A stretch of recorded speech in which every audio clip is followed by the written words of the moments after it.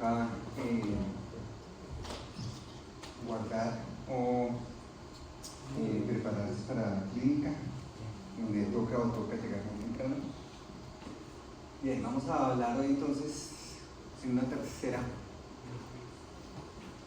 sesión sobre los neuropsicofármacos. Esta vez nos vamos a enfocar, como les conté la vez pasada,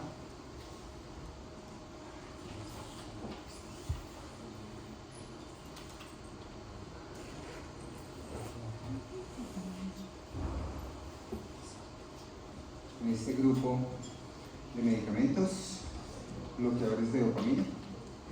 Vamos a enfocarnos allí en los efectos de bloquear la dopamina y vamos a hablar o a comentar de algunas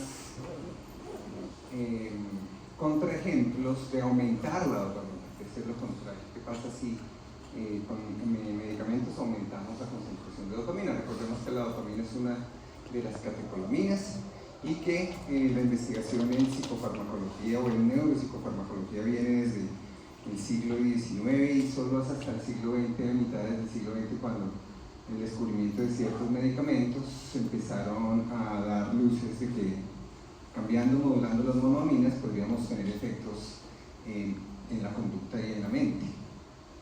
En esta misma época apareció o descubrieron la clorpromazina y este es un medicamento que empezó a darse inicialmente o se concibió para poderse dar a los pacientes, para la cirugía y para otros usos parecidos a esto, y luego los psiquiatras empezaron a probarlos en enfermedad mental y empezaron a descubrir de que los medicamentos podrían ayudar a controlar ciertos trastornos mentales. Entonces, las veces anteriores hemos hablado de que tradicionalmente la psicofarmacología se ha subdividido, los psicofármacos se han subdividido en antipsicóticos, ansiolíticos, antidepresivos, pero la nomenclatura basada en neurociencia que se está proponiendo nos dice por qué no más bien clasificarlos directamente a través de su mecanismo de acción. Entonces, el mecanismo de acción específicamente de estos medicamentos, de los bloqueadores de dopamina, son estos dos. Digamos que este sería el principal, bloquear directamente la dopamina. En muchos de estos casos, de estos medicamentos, también se está bloqueando la serotonina, ¿sí?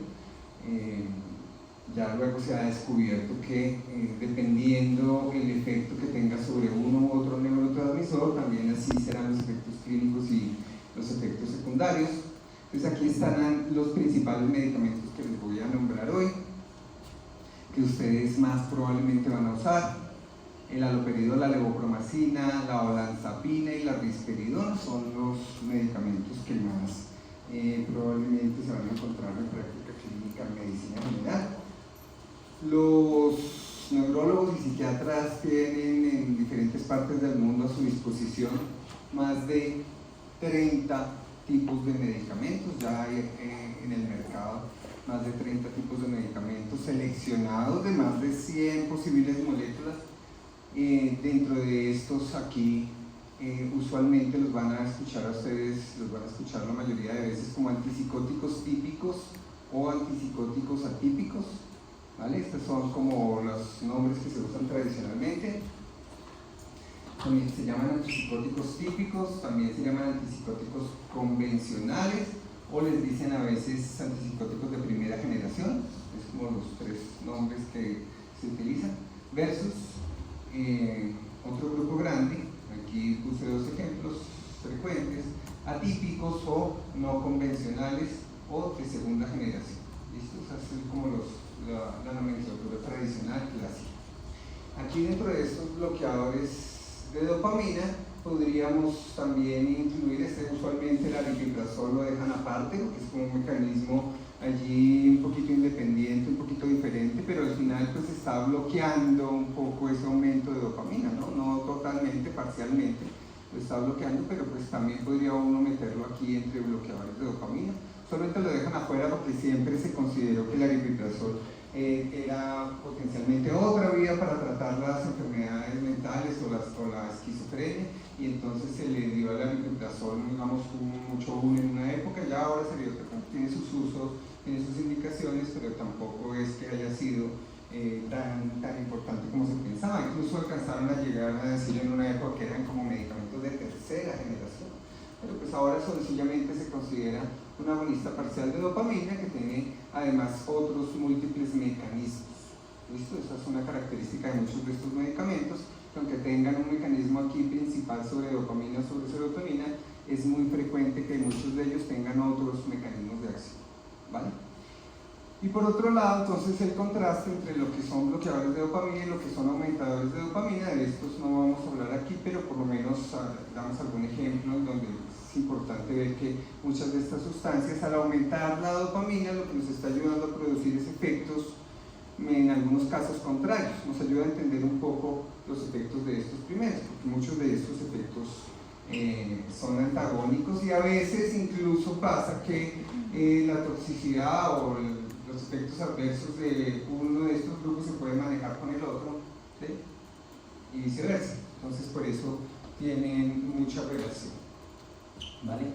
Entre los aumentadores de dopamina, fíjense que hay varios mecanismos de acción, inhibidores de la recaptación, como el metilfenidato modafinil, que se usan allí frecuentemente para el trastorno por déficit de atención y hiperactividad, los liberadores de dopamina como las anfetaminas y todos estos medicamentos que están acá, agonistas dopaminérgicos, precursores, inhibidores enzimáticos, que se usan frecuentemente para los trastornos parkinsonianos, el parkinsonismo de diferentes causas, ¿vale?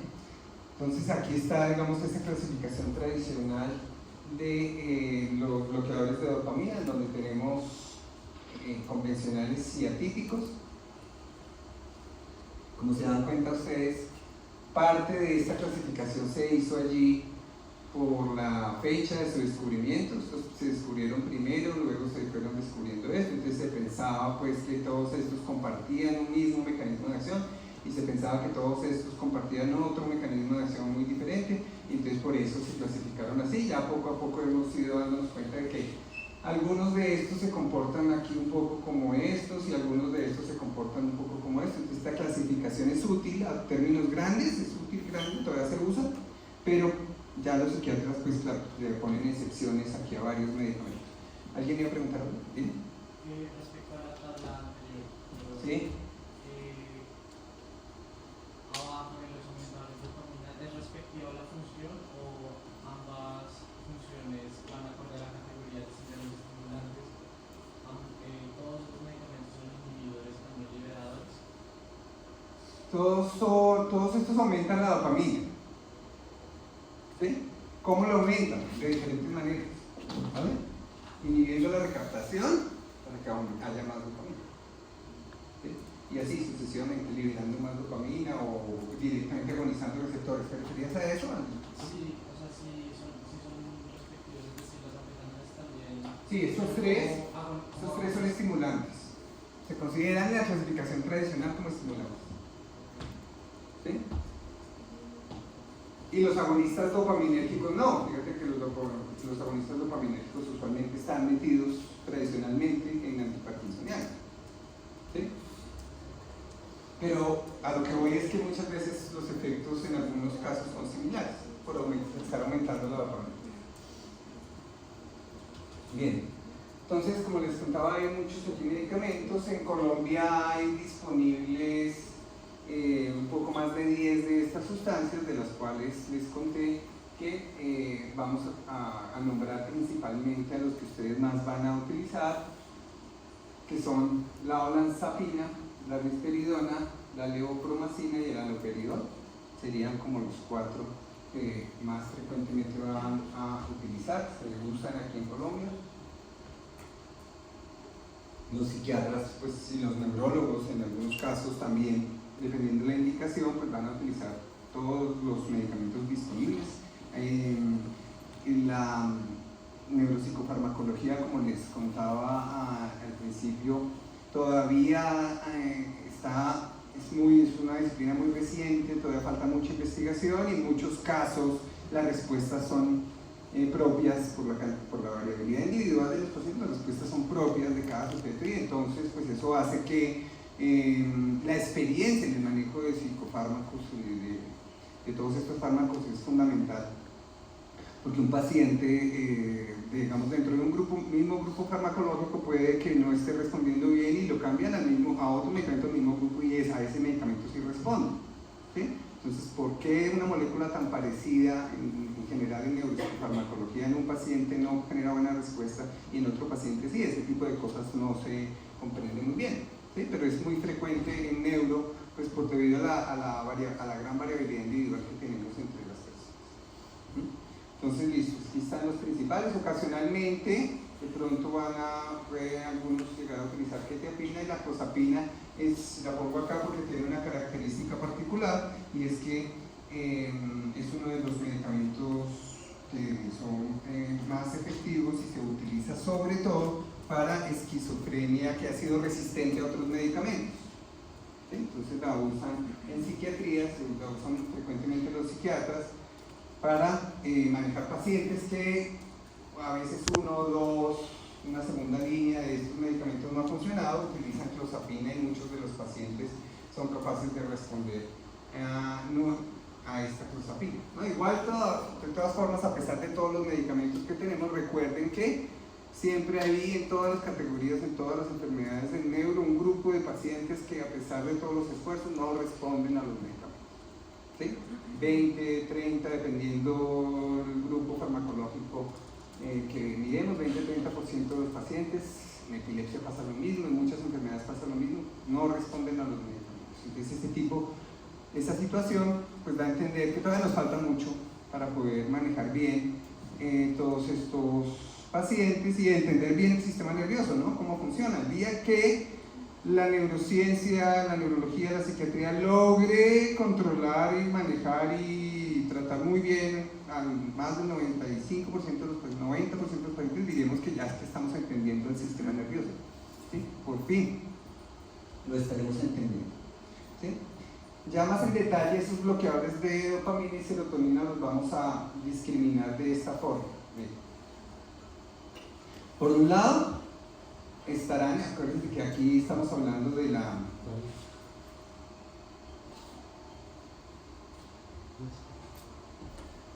¿Será algo urgente? ¿No?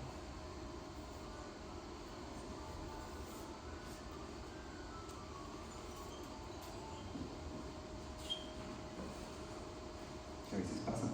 Tenía ya pasado. Bueno, entonces aquí lo discriminamos un poquito más en detalle. Aquí estamos hablando de la actividad intrínseca, ¿no? La eficacia que tienen estos medicamentos frente a los receptores. Estos que grupamos aquí como solo antagonistas de dos es porque esa actividad intrínseca es bastante alta. Ahorita lo vamos a ver en una tablita.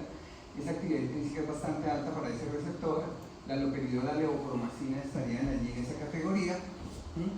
Antagonistas de dos son más conocidos por eso. La mayoría de los nuevos medicamentos, los que están agrupados entre el grupo de atípicos, la mayoría de los que están allí se ha demostrado que trabajan tanto por D2 como por 5-HT2, o sea, receptor de serotonina excitatorio, ¿sí? Pero, como les decía hace un momento, incluso se ha visto que algunos pueden tener más afinidad por unos receptores o por otros receptores, ¿sí? Entonces aquí en este grupo hay heterogeneidad. De hecho, se ha descubierto que varios de ellos tienen un poco más de afinidades por el 5-HT2, ¿sí?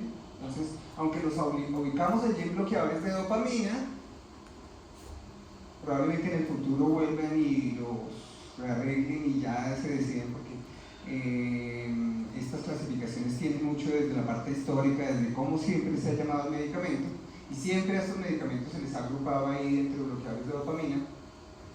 Probablemente en el futuro se empiece a llamar más como bloqueadores de serotonina en primer lugar, porque la afinidad para este receptor es mayor que la afinidad para el otro. En la risperidona sí pasa algo parecido a los típicos, a los tradicionales, a los convencionales, en donde la afinidad es mayor para ellos. Por eso, digamos que una regla, una forma general de verlo es que los atípicos tienden a tener esta doble afinidad, un poco más para 5-HT2 la mayoría, mientras que los típicos o de primera generación tienden a tener mayor afinidad con D2. ¿Sí? Es como más o menos la regla con varias excepciones. pero es una forma fácil allí de acordarse después de los medicamentos. Y por eso ha calado tanto también en psiquiatría, hablar de típicos y atípicos, porque es una forma facilita ahí de acordarse. En la medida que vamos a ir indagando un poco más, ya les había nombrado aquí a este agonista parcial del receptor de 2 y que tenía otros mecanismos, el aripiprazol, siempre lo ponen aparte. Y aquí les puse otros mecanismos adicionales para que tengan en cuenta que en neuro y en psiquiatría no siempre el principal mecanismo debe ser dopamina, ¿no? Fíjense, aquí está clarísimo que existen medicamentos que no actúan por dopamina y que me ayudan a controlar los mismos trastornos. Entonces aquí lo que tenemos que pensar con estos medicamentos es que aunque inicialmente no inciden en la dopamina, lo veremos ahorita en un ratito, lo hacen indirectamente, por eso es que funciona, ¿sí? Actuar por serotonina o actuar por acetilcolina modulan indirectamente la dopamina, ¿vale? Por eso lo que se dice es que actuar sobre dopamina es necesario siempre para tratar muchas de estas enfermedades. El prototipo de estas enfermedades es la esquizofrenia, la psicosis en general y la esquizofrenia en particular. Es el prototipo de todos estos trastornos. Entonces recuerden que vamos a actuar necesariamente, no es suficiente, pero necesariamente de alguna manera por dopamina, sea directa o indirectamente. Por eso nos vamos a detener un poquito en recordar algunas cosas generales de la dopamina para entender bien estos medicamentos, ¿vale?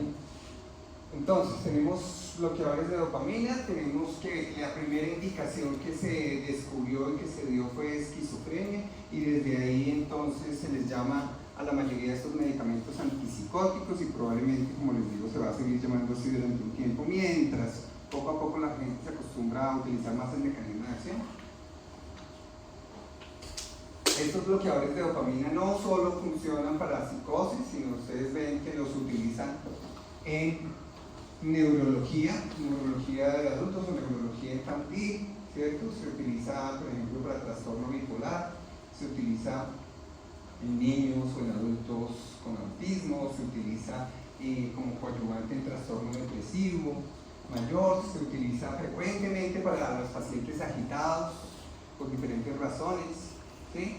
Por psicosis, por manía, por demencia, se utiliza en agitación frecuentemente. Entonces, pues bloquear la dopamina tiene varios usos en neurología y en psiquiatría. ¿Listo? Aquí la dificultad entonces radica en que pues ya luego en el momento que ustedes los vayan a utilizar, pues habrá que ver específicamente cuáles de todo ese grupo, de esos 4 o 5 medicamentos que yo les nombro, cuáles usualmente se usan más para cada diagnóstico, ¿no? Se tienden a usar más, son más útiles. No todos se usan siempre hay algún medicamento que ha mostrado mayor eficacia de pronto en alguno de estos diagnósticos que en otros, ¿sí? Lo mismo pasa con los otros usos. Si recuerdan con los medicamentos que vimos hace 8 días, también hay una gran cantidad de otros usos que se han ido dando poco a poco. Ha habido estudios que soporten algunos de ellos, otros es más la experiencia de los especialistas. Entonces, por ejemplo, el haloperidol y la quetiapina se usan frecuentemente para delirio, agitación y así sucesivamente. Hay varios medicamentos que se van a preferir en alguno de estos casos, ¿no? Entonces, miren, tenemos psiquiatría, diferentes trastornos, ¿sí? Incluso insomnio, consumo de sustancias, a veces usan neurología, en medicina, en cuidado paliativo, cuidado paliativo, en neurología, de adultos, infantil, etc. Entonces la versatilidad de estos medicamentos ha sido muy grande, y lo que ayuda a entender es que pues estos medicamentos realmente probablemente están haciendo allí, teniendo muchos efectos que se pueden aprovechar. Entonces, entre más se estudia, digamos, más estudian ustedes un medicamento particular, a veces se dan cuenta que pueden aprovechar alguno de estos efectos dependiendo de la dosis. Ponen un medicamento y a bajas concentraciones de pronto empiezan a tener un efecto primero sedante, de pronto luego empiezan a tener un efecto para ansiedad o para depresión, de pronto a niveles mayores empiezan a tener efecto antipsicótico. Entonces, dependiendo de la dosis, dependiendo de la concentración también del medicamento, pueden lograr diferentes efectos según la afinidad de receptores. Esta tablita es muy importante y este concepto de afinidad es súper importante acá, ya lo hemos nombrado ahí anteriormente, pero aquí en los bloqueadores, en la dopamina, este concepto de afinidad es clave. Recordemos que aquí, a partir de la afinidad, es que vamos a poder definir en parte, o sea, la afinidad es un determinante importante para la ocupación que van a tener esos receptores a nivel del sistema nervioso. Entre mayor afinidad tengan, por ejemplo, ciertos medicamentos a un receptor, a cualquiera de ellos, ¿no? Por ejemplo, la dopamina, en mayor proporción lo van a ocupar esos lugares allí en el sistema nervioso, dependiendo de la concentración. También la afinidad determina, muy importante, los efectos secundarios, ¿cierto? Y la potencia del medicamento. Entre mayor afinidad tenga un medicamento, es probable que sea más potente, ¿no? Pues eso también va a depender de la actividad intrínseca del medicamento, si es un agonista completo, si es un agonista parcial, etc. Entonces la afinidad es una cosa muy importante acá. Aquí nos vamos a dar cuenta que claramente hay medicamentos que van a estar ubicados más en el lado de receptores D2 o receptores inhibitorios, ¿no? Los receptores D2, D3 son receptores inhibitorios. Entonces aquí vamos a tener en cuenta el haloperidol sobre todo, ¿sí? Otros medicamentos que no lo vamos a nombrar mucho, la misoprida, y aquí la risperidona, ¿vale? Haloperidol y risperidona son dos medicamentos en este ejemplo que tienen una alta afinidad por D2. El aripiprazol, aunque tiene una alta afinidad, como es un agonista parcial, pues la potencia es menor, ¿sí? Porque ahí la actividad intrínseca nos indica que este medicamento no está haciendo un total agonismo sobre el receptor a pesar de su afinidad. Y aquí vemos otra cosa interesante que les había nombrado hace un momento, que muchos de ellos, sobre todo en los atípicos, tienen mayor afinidad por el receptor de serotonina 5-HT2A. Recuerden, la vez pasada les decía yo que estos receptores son excitatorios. Los receptores 5-HT2A, 5-HT2B, 5-HT2C son excitatorios. Entonces tenemos aquí un grupo de medicamentos, sonazepina, risperidona, clozapina, que tienen una alta afinidad por receptores de serotonina. Mayor que la que tienen por los receptores de dopamina. Igual, de todas formas, esta actividad, recuerden que es importante para su efecto antipsicótico. Y luego vienen toda esta cantidad de receptores, que aquí esto ocasionalmente se utiliza como efecto primario. Por ejemplo, en la levopromacina es frecuente que este medicamento se utilice en estos efectos histamínicos y muscarínicos para la sedación. ¿Sí? Esto es lo que buscamos, sedación. En otros casos, esos efectos sobre histamina y sobre acetilcolina pues nos van a producir ese mismo efecto secundario indeseado en algunos pacientes, ¿no? Por ejemplo, que haya mayor sedación cuando no se quiere. Bien, y aquí pues luego veremos también que de esto depende también los efectos adversos motores de la enfermedad. Entonces aquí un recorrido rápido de la dopamina. Ya esto seguramente lo han visto en detalle en otros semestres. La dopamina es producida por múltiples grupos celulares en todo el tallo cerebral y el diencéfalo, principalmente por grupos en el mesencéfalo, donde está el área tegmental ventral, la sustancia negra compacta, la región retrorubral. Seguramente al que más han escuchado ustedes es la sustancia negra compacta. No sé si les han hablado mucho del área tegmental ventral o no, pero en psiquiatría frecuentemente se nombra esa área, pero lo importante acá es que la mayoría de neuronas están en el mesencéfalo llevando las enzimas para producir dopamina aquí en los botones sinápticos, en todo el cerebro, estriado, núcleos basales, tálamo, ¿cierto? Aquí están pintados los núcleos basales, el tálamo, aquí está pintadito por allá atrás el tálamo, cerebelo, médula espinal. Entonces la dopamina básicamente no es un neurotransmisor de la felicidad o de la placer o de las diferentes cosas que le achacan por ahí, sino es un neurotransmisor que me está facilitando la actividad, me está ayudando a las neuronas a seleccionar lo que van a hacer en diferentes regiones, ¿no? En muchas regiones del cerebro. Entonces la dopamina tiene muchas funciones precisamente por eso, principalmente producida por la sustancia blanca y va a llegar allí a diferentes regiones y según la región del cerebro donde llegue, pues va a tener diferentes efectos, ¿no? Si llega a la región prefrontal, si llega más a estas regiones límbicas, si llega más a regiones cerebelosas, va a tener diferentes efectos fisiológicos y farmacológicos. Aquí está la sustancia negra, ¿vale? El área tegmental ventral estaría en toda la parte central, la región retrorural estaría un poco más atrás en esta región de aquí. ¿Sí? Pero todo esto está lleno de neuronas dopaminérgicas, ¿vale? Ya hay resonancia magnética que nos permite ver un poquito mejor esa sustancia negra y se está empezando a detectar algunos de estos biomarcadores a través incluso de resonancia magnética. La otra cosa fundamental de la dopamina, adicionalmente que se distribuye a todo el sistema nervioso, y esto es todavía más importante, son los receptores. Entonces nuevamente les recuerdo, receptores D1 y D5 son de la familia de receptores excitatorios, son de una familia de receptores excitatorios, ¿vale? Estos dos, y D2, D3 y D4 son los receptores inhibitorios de dopamina. Acuérdense que todos estos receptores están acoplados a proteínas G. Y como están acoplados a proteínas G, pues decimos que tienen un efecto metabotrópico mucho más lento, ¿no? Que pues a veces tarda varios minutos, sobre todo horas, en ejercer su efecto. ¿Cómo se distribuyen? El receptor D1 está más ubicuamente distribuido. Esta es una imagen de PET. Es un receptor que lo encontramos básicamente en todo el sistema nervioso central, en todas partes. El receptor D2 y D3 están mucho más localizados, los receptores inhibitorios están más localizados en los núcleos basales, principalmente en el estriado, ¿sí?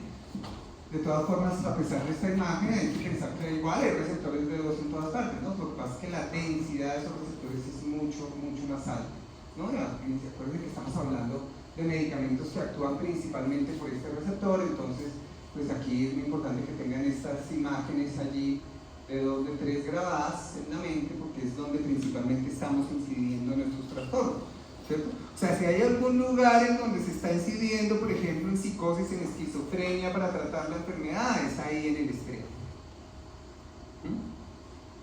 ¿Claro? Esto es muy importante. D1 excitatorio, D2, D3, D4 inhibitorios, y estos medicamentos van a actuar principalmente a través de esos receptores. Allí en el estriado, ¿sí?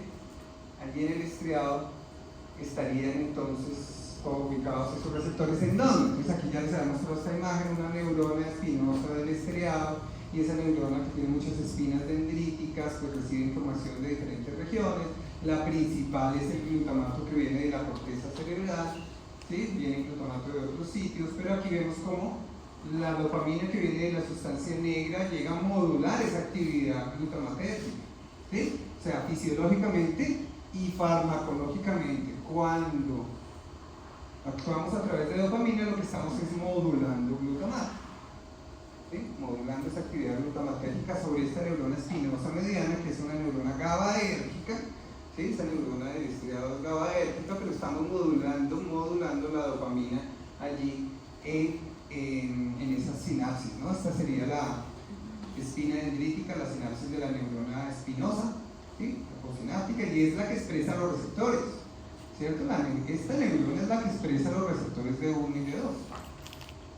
Entonces, la dopamina pues llega también, igual que las otras catecolaminas que nombramos anteriormente, a través de los aminoácidos que ingerimos. En este caso es la tirosina ingresa a través de un transportador y es transformada dentro del botón sináptico a través de la tirosina hidroxilasa en dopa, ¿sí? Y aquí a través de la descarboxilasa en dopamina. Entonces tenemos dopamina.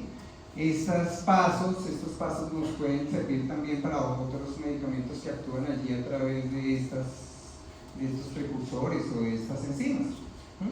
Una vez tenemos la dopamina es almacenada en las vesículas con otro transportador, el BMAT2, transportador de monoaminas vesiculares, ingresa allí a la vesícula, y hay medicamentos también que pueden inhibir, como les mostré en la tablita anterior, este transportador para que no ingrese la dopamina, ¿no? La dopamina, una vez está almacenada, puede ser liberada, llega al potencial de acción, libera la dopamina a la sinapsis. Esta dopamina va a actuar sobre todos esos receptores D1 a D5, ¿sí? Los excitatorios D1 tienden a ser postsinápticos, los D2, que son inhibitorios, los encontramos presináptico y postsináptico, ¿vale? Los D2 los encontramos en las dos neuronas, igual están inhibiendo allí su propia liberación o su propia acción. ¿Listo?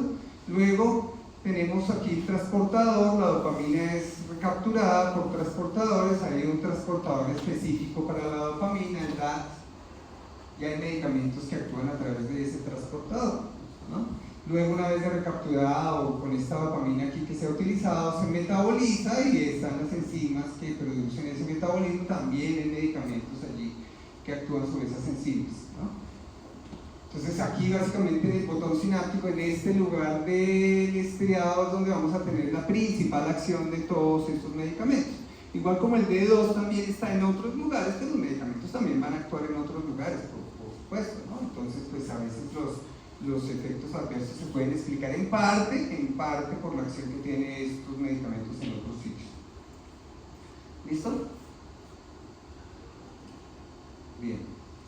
Aquí viene algo muy importante para recordar, para entender el uso, el funcionamiento de estas sustancias.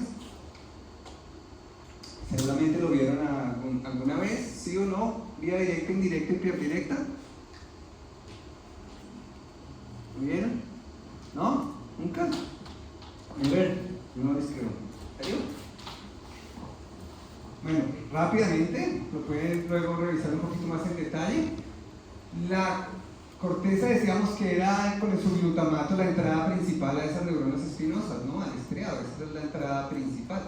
Pero a través de esa entrada principal se establecen dos vías de circulación de la información. Miren que la información desde la corteza circula a los núcleos basales, luego la información pasa al tálamo y regresa a la corteza.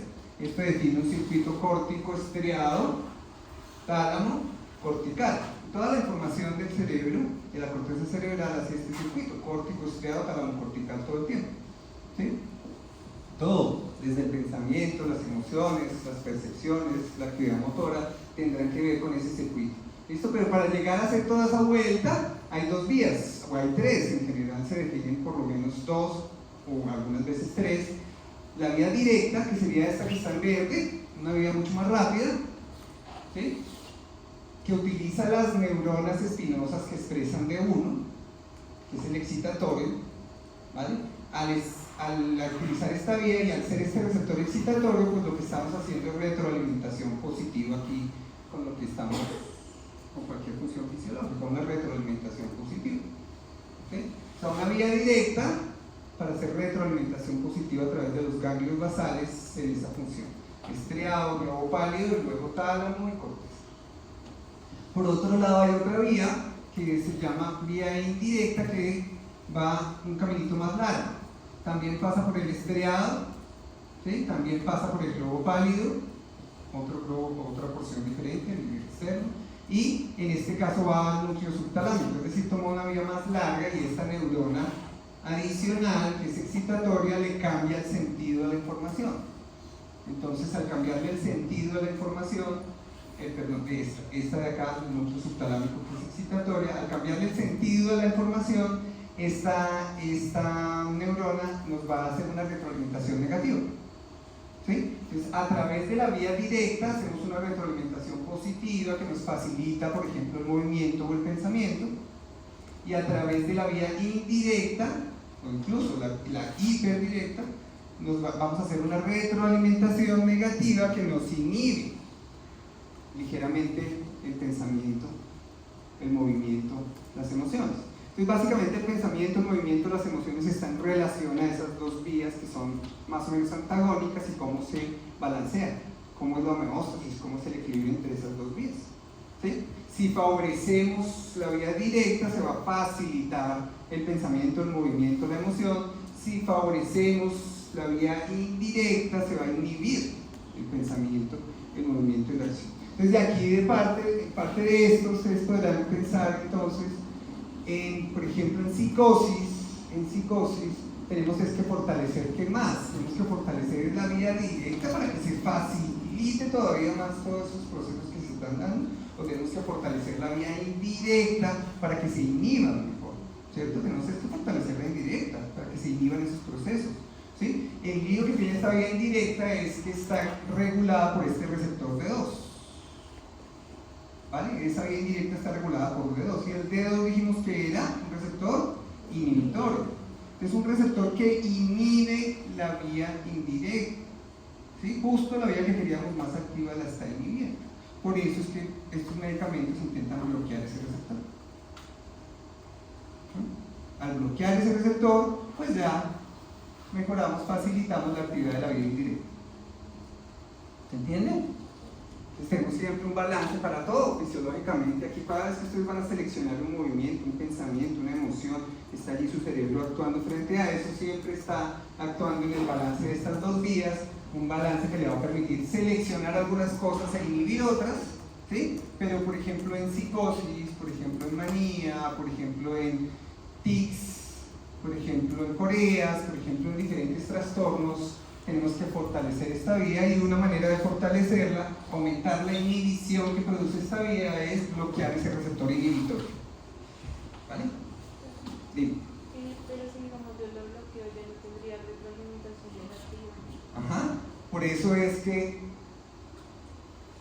aquí no solo estamos hablando de la afinidad como tal, ¿sí? Sino estamos hablando de algo más allá, es la potencia, donde estamos hablando ya de esa afinidad más la concentración del medicamento que le estamos administrando, ¿cierto? Y la idea es llegar a una franja terapéutica, ¿sí? Donde el bloqueo no sea extremo, ¿vale? Entonces, básicamente cuando hablamos de bloqueo se refiere como a una modulación, ¿sí? En el fondo, porque no se trata de bloquear completamente todos los receptores, porque produciría problemas, sino se trata de aumentar la cantidad de receptores que tienen ese bloqueo progresivamente. ¿Sí me hago entender? ¿Era lo que estabas preguntando? Es que me confundí. O sea, si yo bloqueo la vía, Sí. o sea, tú nos dices que normalmente O sea, esa vía claro. genera una retroalimentación negativa que es lo que buscamos en psicosis. Sí. Pero entonces si yo bloqueo, ya Pero, no tengo... ok, pero lo que bloqueas usualmente no es la vía, sino el receptor inhibitorio de la vía. ¿Sí? ¿Vale? Estamos bloqueando el receptor inhibitorio de la vía para que la vía funcione más, ¿sí? Y me permita bloquear y hacer esa retroalimentación negativa. ¿Ok? Listo. Uy, pero no. O sea, bloquea el inhibidor. Exactamente, estoy bloqueando un inhibidor. Y tú dices la otra.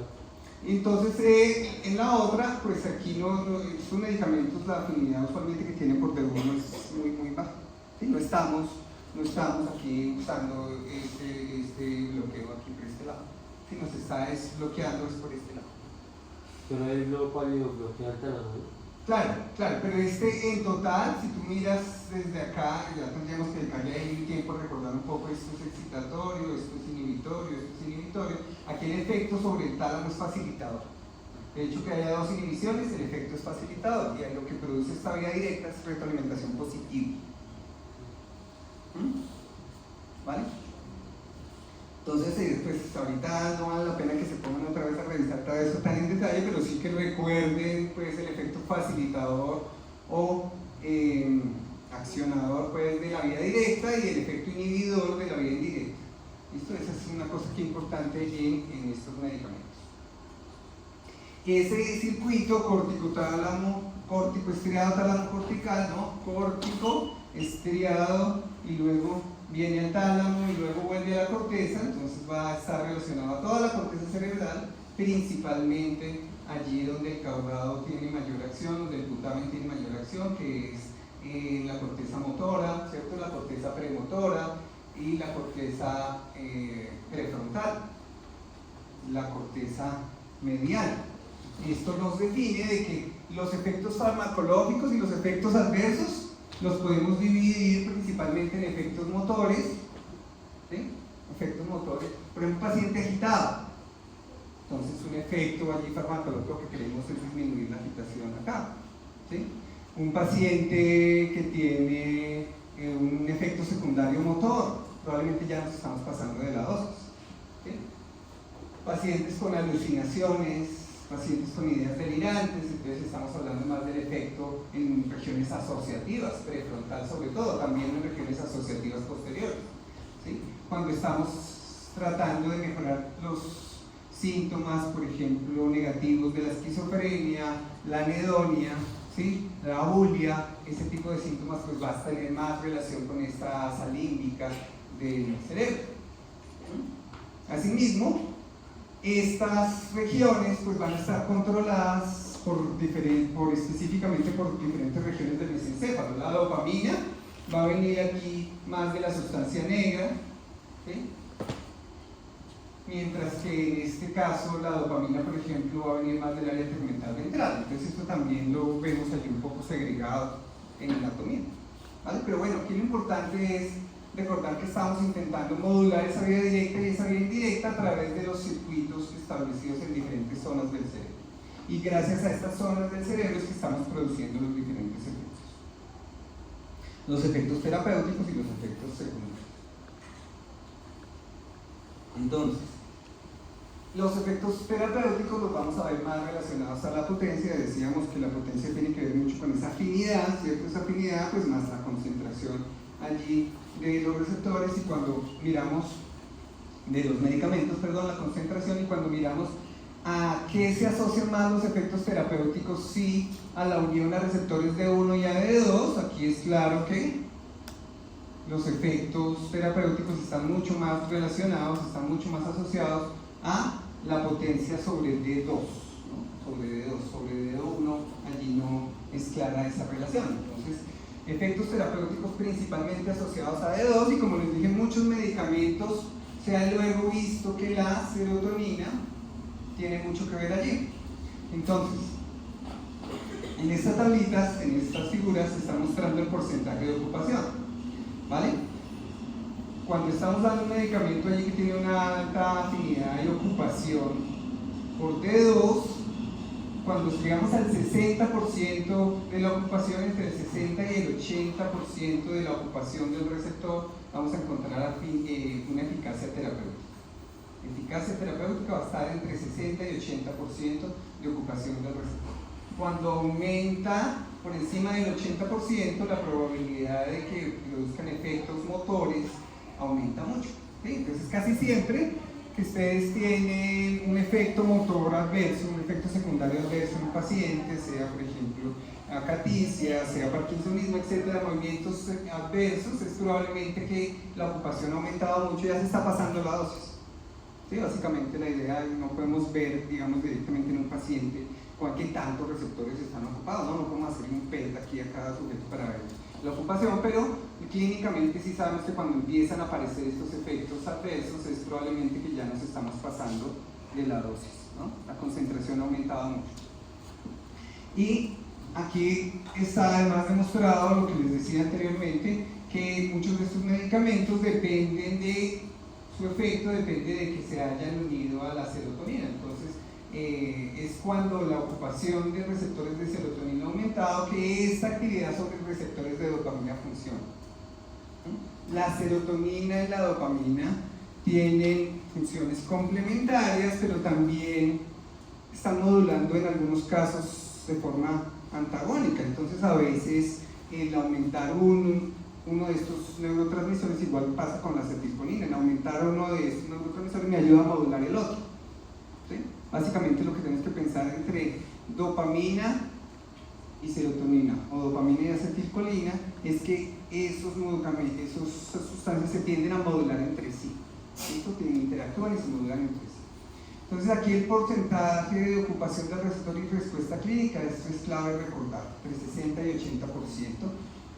Y cuando tenemos medicamentos que actúan a través de los receptores, siempre vamos a necesitar previamente la acción o la ocupación de receptores serotoninérgicos, en este caso corticales principalmente. ¿Vale?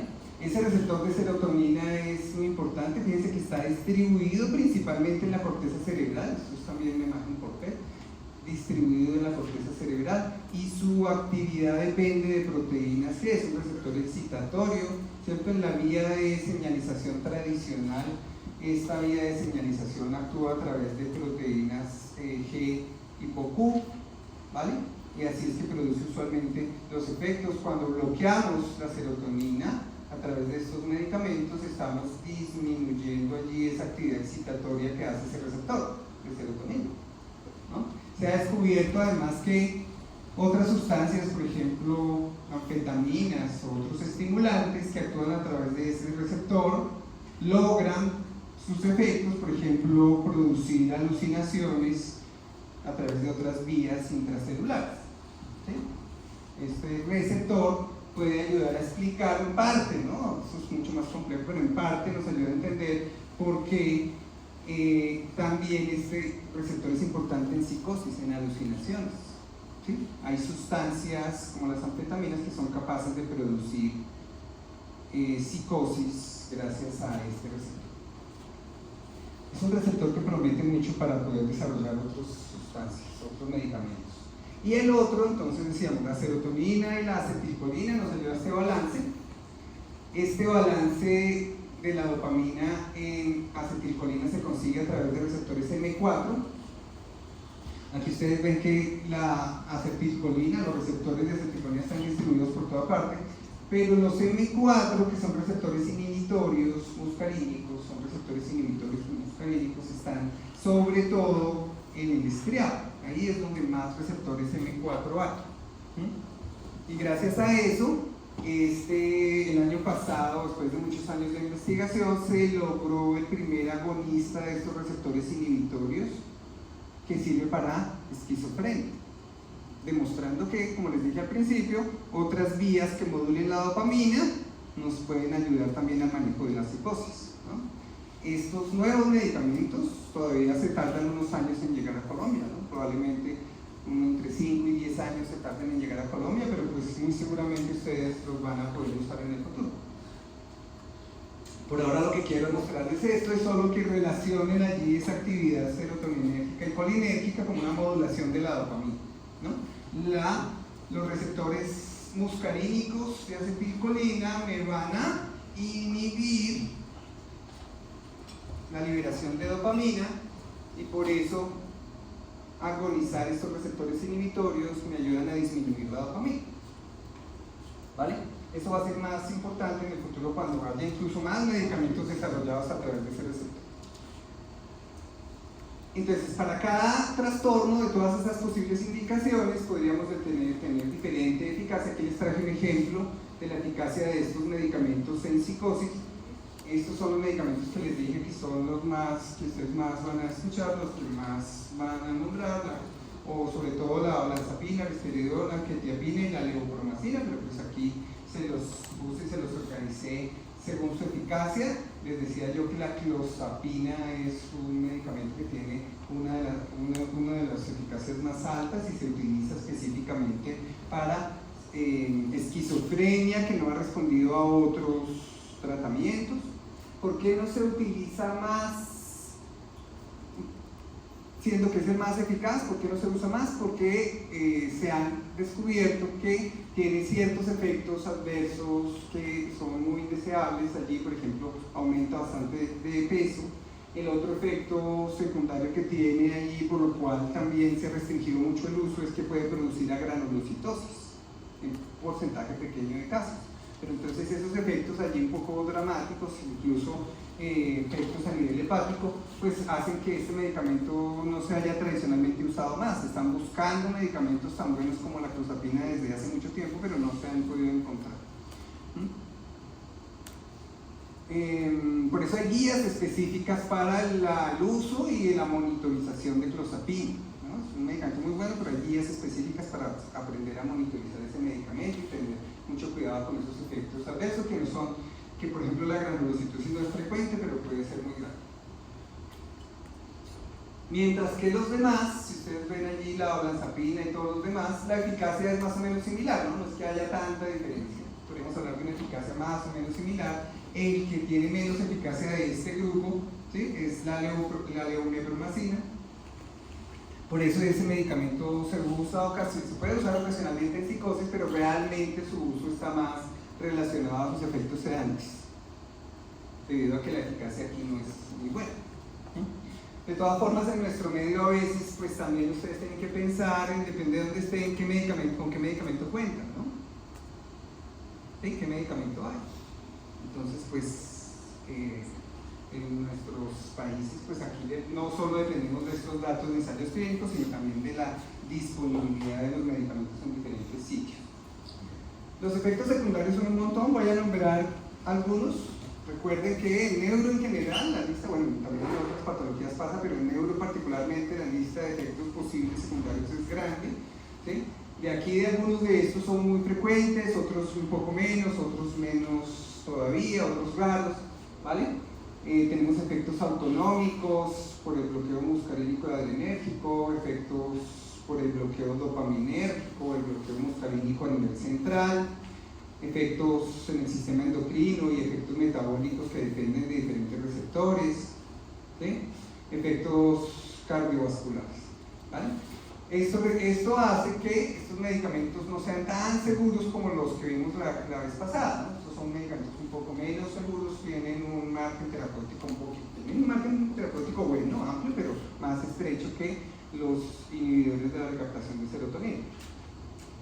Y en algunos casos, pues estos pacientes deben ser controlados con otras medidas, ¿no? Tomando exámenes de laboratorio, por ejemplo. ¿Vale? Vamos a ver algunos de estos efectos, los más frecuentes, en eso le voy a hacer énfasis, a los efectos más frecuentes, hay muchos. ¿Cuáles serán los más frecuentes? Los más frecuentes en general son los efectos antihistamínicos. Recordemos rápidamente que la histamina se produce en el hipotálamo, en el núcleo tuberomamilar del hipotálamo. Ahí en el hipotálamo pasa lo mismo que con los otros neurotransmisores. Los axones van y llevan histamina a todos los lugares, ¿cierto? La histamina va a funcionar a través de 3 tipos de receptores en todos los lugares.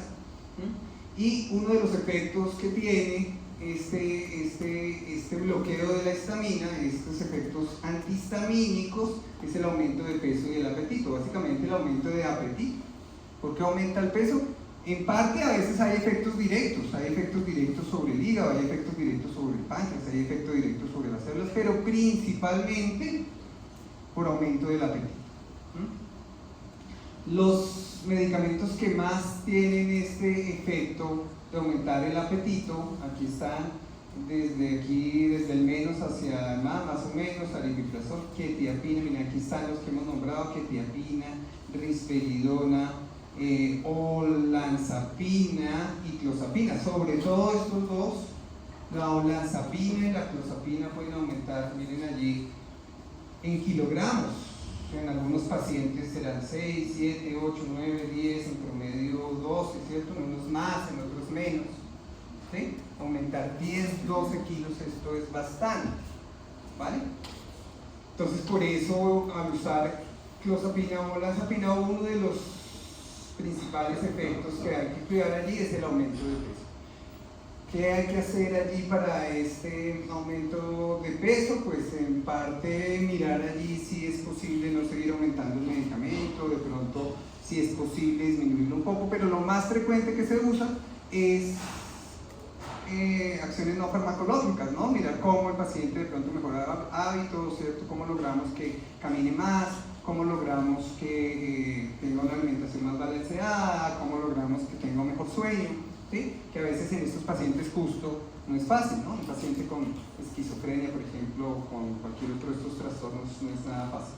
Por eso actualmente se están explorando estrategias farmacológicas para esto, y una de las más prometedoras, tal vez también ya lo vieron este semestre, son los medicamentos que actúan a través de GLP-1. No sé si vieron en fármacos, ¿sí? Esos medicamentos que regulan el apetito están empezando a ser usados ya aquí en Bogotá, en Colombia, para modular un poco este efecto de aumento de peso, y parece prometer bastante, ¿no? Obviamente, como todo, riesgo-beneficio, siempre hay que mirar allí las posibilidades de cada paciente. ¿Vale? El apetito es una cosa muy compleja en neurociencias realmente, depende de muchas regiones del cerebro. Pues se podrán imaginar, claro, es que tener hambre es una cosa fundamental para cualquier especie, ¿no? Eso no es posible que se le regule a uno en una sola región, pero una de las zonas que más está asociada a la regulación del apetito es el hipotálamo. Dentro del hipotálamo, en fisiología probablemente vieron que allí hay varios núcleos que regulan el apetito con varios neuropéptidos, y una de las sustancias entonces que regula el apetito producida en el núcleo tuberomamilar es la histamina, ¿cierto? La histamina, a través de los receptores H1, yendo a otros núcleos, proyectando otros núcleos del mismo hipotálamo, ese receptor H1 logra disminuir el apetito. ¿Sí? Anorexigénico. Entonces, si bloqueamos este receptor H1, pues vamos a incrementar el apetito y vamos a tener ese efecto adverso. ¿Vale? Aquí en esta gráfica vemos que el principal sitio donde están estas neuronas histaminérgicas es en ese núcleo tuberomamilar. Hay otras neuronas histaminérgicas por ahí en otro sitio, pero es el principal lugar. Bueno, pero pues el apetito es una cosa muy compleja y por eso no es que existan, durante muchos años no habría buenos medicamentos desarrollados para eso. El otro efecto secundario producido allí por la histamina, más conocido todavía, es el de la sedación. ¿Sí? La sedación va a depender de la ocupación de este receptor de histamina. Entre mayor ocupación de este receptor, mayor porcentaje de ocupación, pues se va a ver más sedación. Aquí tenemos una lista de un metaanálisis de todos los antihistamínicos, bueno, muchos antihistamínicos que hay, viendo que pues entre menos ocupación haya por ese antihistamínico, por ejemplo está la loratadina, pues va a tener menos sedación o incluso puede no ser sedante, ¿no? Los medicamentos que estamos nombrando usualmente están aquí en esta banda naranja, ¿sí? La ocupación es bastante alta, fíjense ustedes, entre 60 a 80% está la ocupación. De hecho, de estos dos que aparecen acá, la ocupación un poquito más alta es la de la quetiapina, tiende la quetiapina a producir un poquito más de sedación que otros medicamentos. Aquí no está en este listado la leomepromacina, que les dije que era un medicamento que tiene bastante sedación, aquí lo podríamos poner con una ocupación más alta, ¿vale? Entonces, ojo con esto, que esto es lo que está relacionado a este efecto secundario, la sedación. Y se utiliza a veces farmacológicamente, ¿no? Como efecto primario, como les decía entonces, por ejemplo, con leomepromacina, a veces lo usamos para el manejo allí de pacientes que están agitados. Entonces, habrá algunos que tienen una acción o un efecto alto, a nivel, o sea, producen una sedación alta, otros moderada. Esto incluso lo manejan los psiquiatras. Aquí en un estudio mostraba que esto depende ligeramente de la enfermedad, no siempre se comporta igual, depende de si es esquizofrenia, de si es trastorno bipolar, si es una depresión bipolar, o sea, una manía o una depresión o cualquiera de todas esas otras indicaciones, habrá pequeña variabilidad en la respuesta. Entonces, pues ya los psiquiatras, en la medida que van conociendo cómo se comporta cada uno de los medicamentos frente a cada una de esas indicaciones, van dándose cuenta un poco cuál es el posible efecto sedante que tiene ese medicamento. Pero este es un resumen, digamos, bastante grueso, bastante grande, que les sirve a ustedes para diferenciar entre los que tienen alta sedación y moderada sedación. Esto es una de las cosas más importantes aquí en estos medicamentos, los efectos motores. Ojo con estos efectos motores.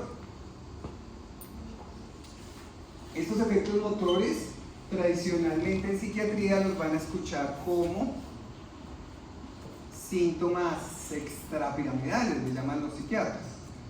En neurología la palabra extrapiramidal, como no está bien definida, no es que sea tan claro cuál es el que hace parte del sistema extrapiramidal y que no, ese es un término un poco ahí difuso, ¿sí? Es claro que dice, pues lo que no es piramidal, pero bueno, ¿qué es? Hay muchas vías, muchos núcleos, muchas cosas. Entonces en neurología se está usando mucho menos este término, y en neurología se prefiere hablar más de pues, cada uno de los efectos, en vez de agruparlos todos como algo extrapiramidal y ya, sería lo fácil, bueno, si lo van a escuchar hacer, pero pues es mejor hablar específicamente de efectos motores de qué tipo, ¿cierto? Este paciente tiene efectos motores de tipo parkinsoniano, o tiene parkinsonismo inducido por medicamento, eso sí está más claro, qué es lo que está teniendo clínicamente, ¿cierto? O tiene una caticia inducida por medicamento, o tiene una distonía, o tiene una disquinesia tardía. Esos serían los efectos principales que ustedes se van a encontrar allí. Como les decía, incluso estos efectos motores, que en general son efectos secundarios, ocasionalmente se pueden utilizar como efecto primario en un paciente que está agitado, pues que disminuya su actividad motora es una buena cosa, que tenga una ocupación, darle una dosis un poquito más alta para que tenga una mayor ocupación, ¿cierto? Y el paciente entonces le va a costar más trabajo, obviamente, pues moverse, y entonces eso nos va a servir transitoriamente mientras ya se logra iniciar otros tratamientos, o mientras se logra hacer ya el manejo que se le va a dar al paciente a largo plazo, ¿sí? Pero imagínense un paciente psicótico, un paciente con un episodio maníaco, un paciente con una agitación por demencia, etcétera, pues este efecto parkinsoniano nos puede ayudar un poquito. Aquí él está en este pequeño, a ver si nos funciona. Aquí vamos a ver este paciente con movimientos anormales, en este caso tipo distónicos, tiene movimientos tipo distónicos en el cuello. Y no es que le estemos pidiendo al paciente que se mueva así, ¿no? Son movimientos espontáneos, involuntarios, repetitivos, estereotipados. ¿Sí? Aquí vemos que no tiene mucho temblor. Aquí tenemos también un poco de distonía en las extremidades, pero también vemos acaticia, ¿sí? Un aumento del movimiento, un aumento de la sensación, del deseo, del impulso de estarse moviendo, una inquietud interna que se manifiesta moviéndose, alivia moviéndose, la acaticia. Entonces aquí vemos ese efecto.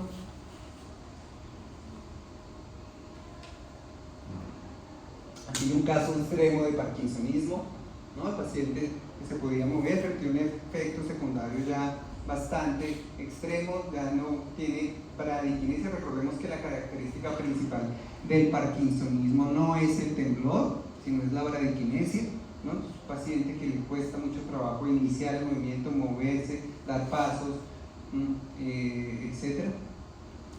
¿Vale?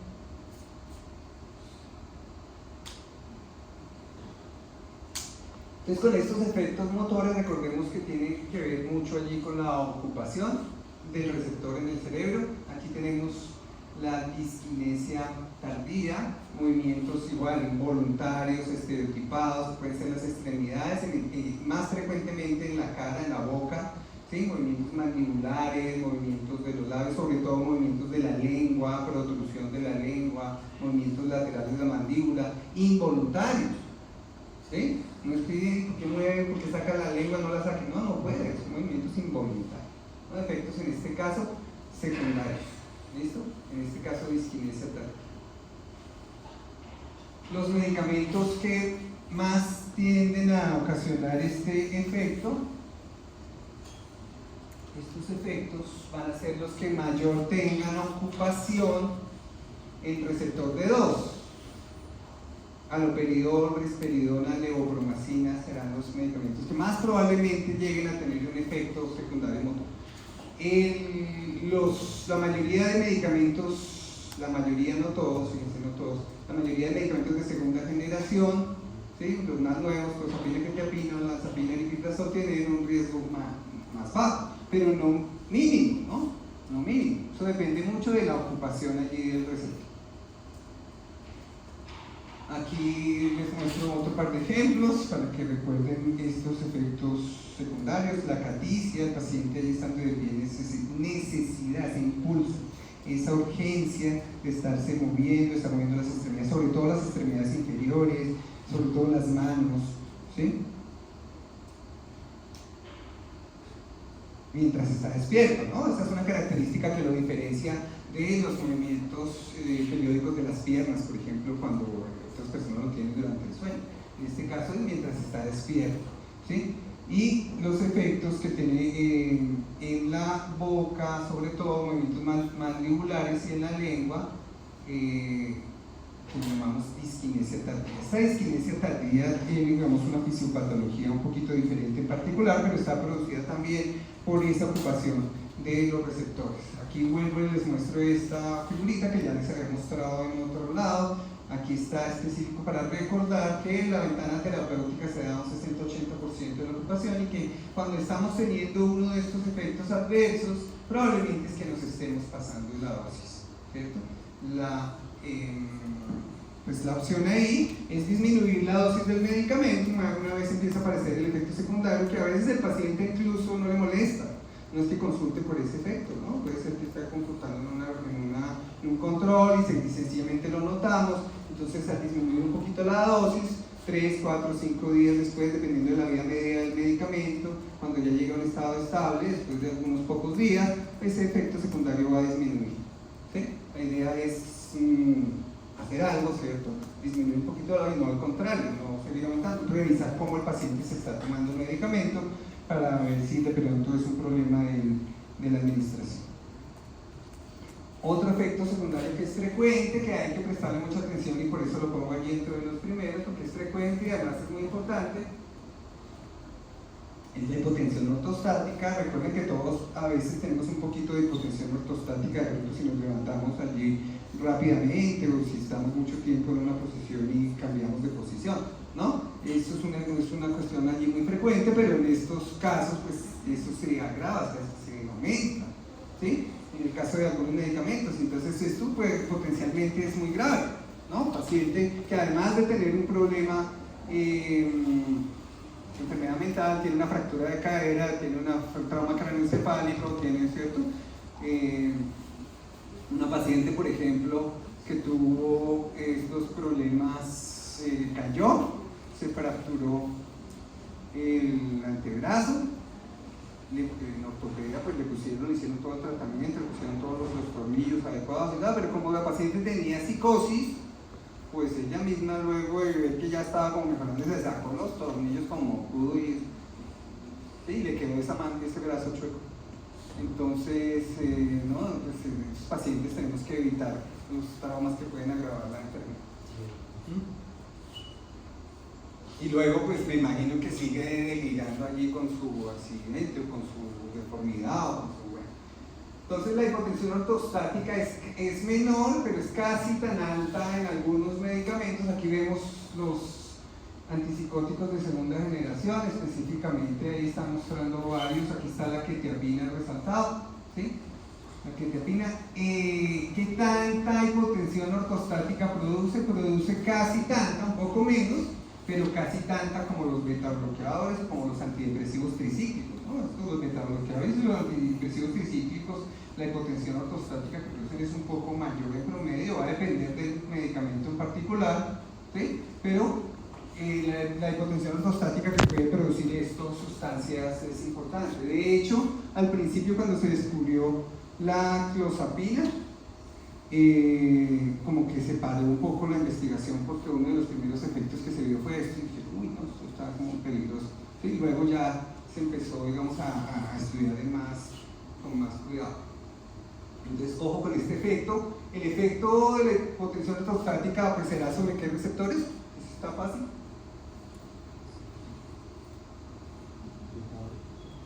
¿Cuáles?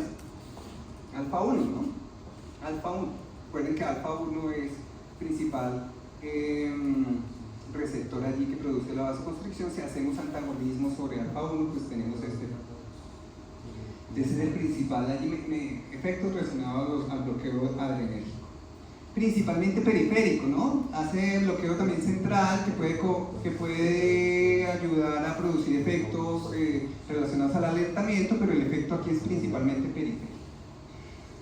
Los efectos anticolinérgicos a nivel periférico son variados, ¿no? Son variados, ya ustedes han visto muchos medicamentos que producen efectos anticolinérgicos. Aquí en particular con estos medicamentos vamos a señalar el estreñimiento. Curiosamente el estreñimiento es frecuente, pero muchos pacientes de pronto no lo reportan, ¿no?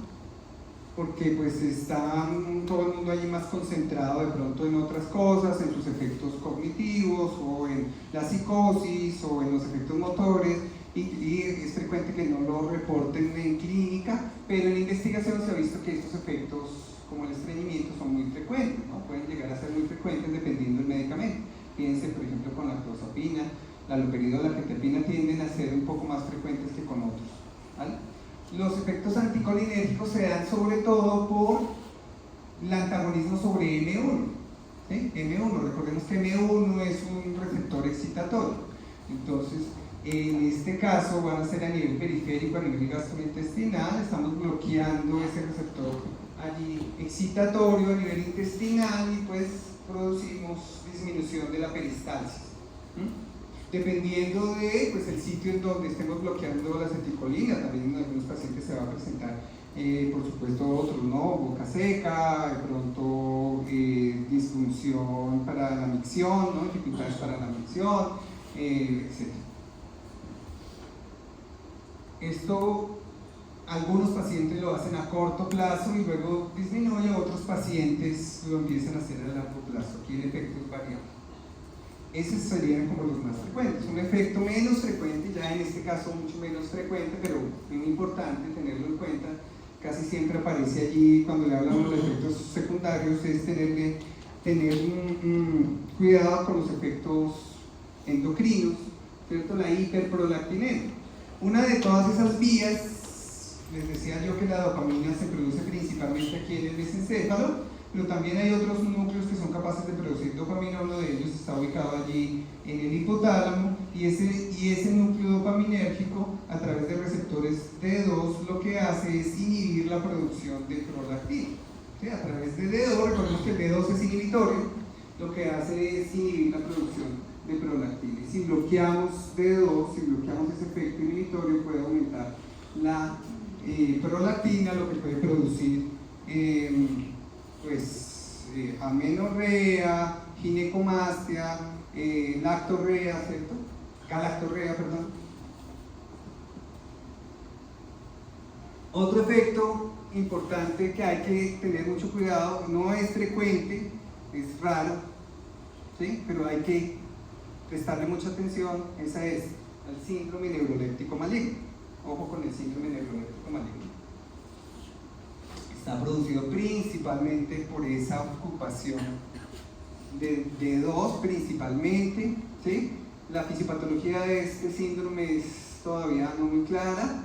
Las razones es que pues, es muy difícil hacer modelos animales allí con algunas enfermedades, por ejemplo en este caso, ¿sí? Y en humanos pues es muy difícil investigar en este tipo de pacientes, un paciente que está bastante deteriorado, que puede tener alteraciones del estado de conciencia. Fíjense que aquí lo estoy comparando con el que nombramos la vez pasada, con el síndrome serotoninérgico, ¿sí? Y este síndrome tiende a llevar más frecuentemente a producir delirio y coma, ¿vale? Entonces tiene algunos síntomas parecidos y tiene algunos diferentes, es un poco más raro, el serotoninérgico es más frecuente, pero hay unas cosas que lo ayudan a diferenciar. Entonces, cada vez que hay un paciente allí con una alteración en el tono, una alteración en la temperatura, una alteración autonómica, ¿cierto? Y de pronto alteración en el estado de conciencia, ¿de qué nos fijamos? Lo primero es intentar indagar en la historia, ¿sí? El paciente estaba tomando un bloqueador de dopamina o estaba tomando varios bloqueadores inhibidores de la recaptación de serotonina, ¿sí? ¿Qué era lo que estaba tomando? Segundo, ¿qué tan rápido apareció los síntomas? ¿No? Este aparece más lentamente en cuestión de días, este aparece más rápidamente en cuestión de horas. Y lo tercero que es útil aquí para diferenciar un poco de los dos es que el síndrome serotoninérgico tiende a hacer que el paciente esté un poco más activo, hiperactivo, con hiperreflexia, ¿sí? Con clonus, se ve más activo el paciente, mientras, o sea, como excitable, más que activo, se ve como más hiperexcitable ese sistema nervioso, mientras que en este caso, al bloquear el D2, el sistema nervioso se ve como más inhibido, el paciente está más hipertónico, rigidez muscular, hipertonía. ¿Sí? Entonces es una manera de diferenciarlos por la historia, por la rapidez de la evolución y que este paciente está más con el tono aumentado, ¿vale? Está más hipertónico y este paciente está más excitado. Tiene clomos, tiene hiperreflexia, tiene más movimientos, etc. Y estos los dos pueden producir alteración en el estado de conciencia, principalmente el síndrome neuroléptico maligno. ¿Listo? Todo esto nos ayuda a decir que estos trastornos pues tienen que terminar en una unidad de cuidado intensivo, ¿no? Porque allí les van a administrar, pues van a hacer el soporte, van a administrar benzodiazepinas, van a administrar otras sustancias que van a ayudar a controlar esto.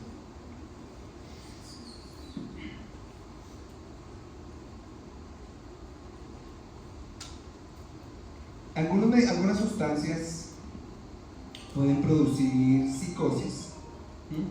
¿Alguien sabe por qué es producida la esquizofrenia? ¿Qué causas tiene la esquizofrenia?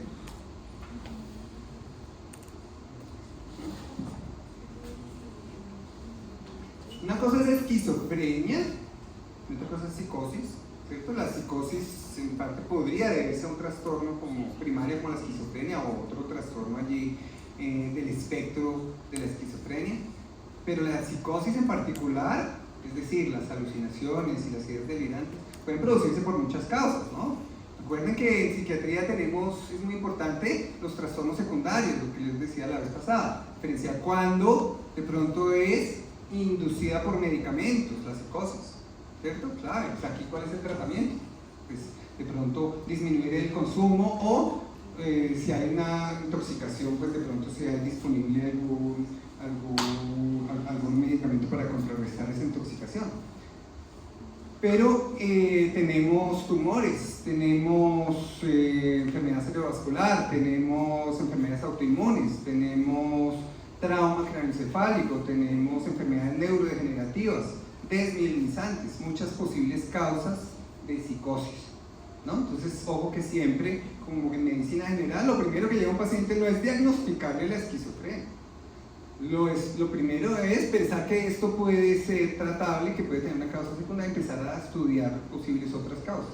Ya cuando se han descartado esas posibles causas, que para eso es vital en medicina general, para iniciar el estudio del paciente, ¿no? Porque si esperamos hasta que llegue a psiquiatría, de pronto quién sabe cuánto tiempo pase, ¿sí? A veces ni llegan a psiquiatría. Entonces lo primero que se inicia, de pronto un medicamento, de pronto un estudio en urgencias de causas secundarias que producen psicosis. Y ya cuando se han eliminado esas posibles causas, tenemos la esquizofrenia, que es causada en general, ¿por qué?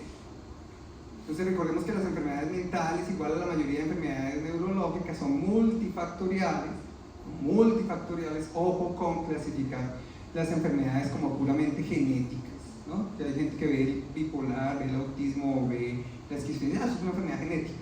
No, son enfermedades multifactoriales en donde hay una combinación de factores ambientales, eventos que han sucedido durante el neurodesarrollo, más una susceptibilidad genética, ¿vale? En investigación se han encontrado algunas muy pocas familias, muy extraño, muy raro, que tienen mutaciones que llegan a producir esquizofrenia. Eso es muy extraño, menos del 0.5% de los casos. ¿Sí? Pero sí pasa, puede pasar que una familia donde hay varios casos tengas una mutación genética, ¿no? Podría suceder, pero son raros esos casos. La gran mayoría de casos son multifactoriales.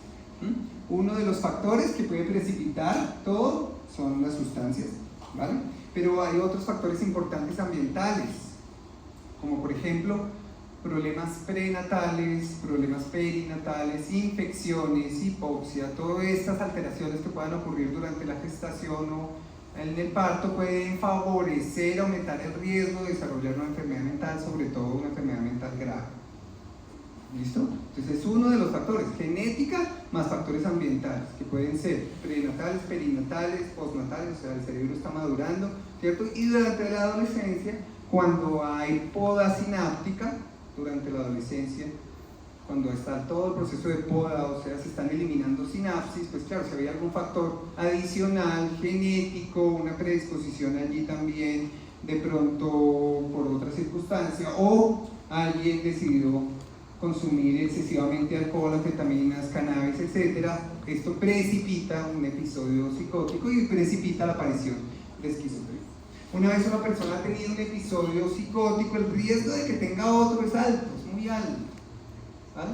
Es tan alto que se recomienda usualmente que estos medicamentos se usen por bastante tiempo, usualmente mínimo un año, usualmente a veces más, ¿vale? Incluso con un primer episodio psicótico, porque el riesgo de presentar un segundo episodio es muy alto. Y la idea es que entre más episodios presente, pues el riesgo de deterioro es mayor. Entonces, para evitar ese deterioro mayor, se usan estos medicamentos con el fin de que el paciente no tenga tanta disfunción y que no haya tanto riesgo de presentar otro episodio. En el fondo, todos estos factores se unen en esquizofrenia para que se pierdan sinapsis. La hipótesis actual de la esquizofrenia está relacionada, se llama así, la hipótesis sináptica de la esquizofrenia. Si quieren indagar allí sobre esta fisiopatología, busquen hipótesis sináptica de la esquizofrenia. Factores genéticos, genes relacionados a la sinapsis, genes relacionados a neurotransmisores, genes relacionados a receptores, genes relacionados a proteínas de la sinapsis, genes relacionados a la microglía que cuida ahí la sinapsis y que cuida la poda sináptica. Todos estos factores biológicos más los factores ambientales empiezan en la adolescencia a hacer que aumente esa poda y se pierdan más sinapsis, ¿sí? ¿Cuáles son los dos principales neurotransmisores que les dije que están allí relacionados al funcionamiento del sistema nervioso? Glutamato y GABA. El glutamato el 70%, el GABA el 20%. Entonces, ¿cuáles serán las sinapsis obviamente que se van a perder más? Pues las glutamatérgicas, ¿sí? Que son la mayoría. También se van a perder sinapsis GABAérgicas en menos proporción, se van a perder también sinapsis de los otros neurotransmisores en menos proporción, pero principalmente glutamato. Y al perder sinapsis glutamatérgicas se pierde la modulación GABA-glutamato. Parece que en el fondo el problema es que se pierde la modulación GABA-glutamato en algunas regiones del cerebro, en todo el cerebro, porque es una enfermedad que afecta a todo el cerebro, unas regiones más que otras. Principalmente el lóbulo frontal, por eso estarán allí las alucinaciones, las ideas delirantes, ¿sí? Pero también otras regiones del cerebro, y secundariamente el mesencéfalo. Y como se afecta el mesencéfalo, y bueno, en general el tallo cerebral, pero sobre todo el mesencéfalo, se afecta la regulación de la dopamina, ¿sí?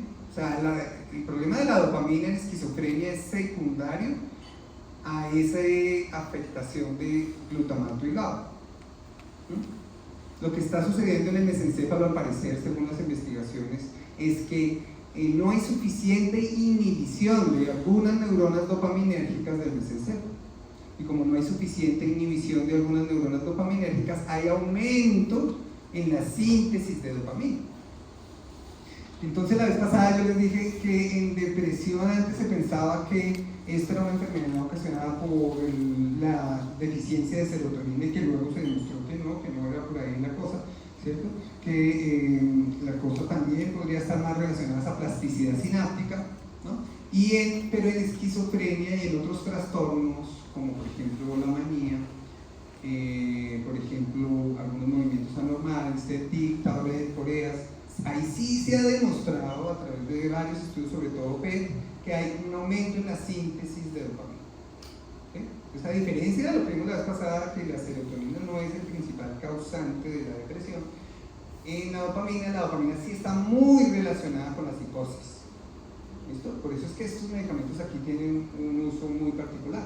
La dopamina sí está muy relacionada con la psicosis. También se afecta la regulación de la serotonina, la noradrenalina, y por eso es que la serotonina también tiene un efecto, ¿no? Los receptores serotoninérgicos vimos cómo tienen algún efecto en la expresión de las alucinaciones.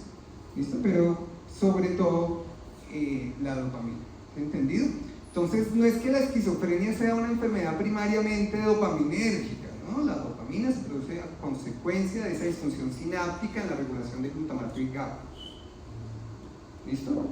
Pero aquí sí que hemos evidenciado que en una gran proporción de pacientes se produce aumento en la síntesis de dopamina y una disregulación allí de la vía directa y de la vía indirecta, lo que dijimos anteriormente.